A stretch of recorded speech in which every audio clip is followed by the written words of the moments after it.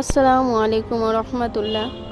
আপনি কি জানেন আপনার জীবনে সবচেয়ে বড় নিয়ামত কে? তিনি হলেন আপনার মা।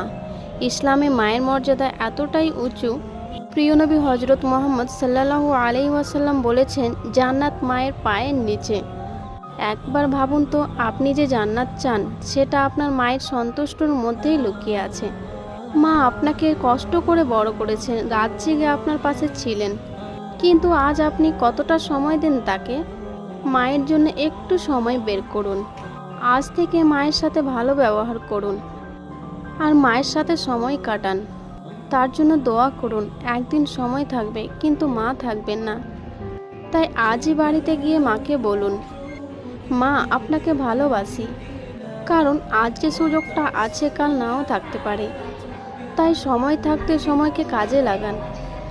আপনার মনের মধ্যে যে ভালোবাসা লুকিয়ে আছে মায়ের জন্য, সেটা প্রকাশ করুন মায়ের কাছে।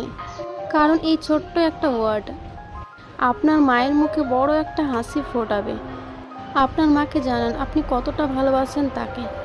ভিডিও আপনার হৃদয়ে লাগলে লাইক, শেয়ার, সাবস্ক্রাইব করতে ভুলবেন না এবং কমেন্টে লিখবেন মা। আসসালামু আলাইকুম।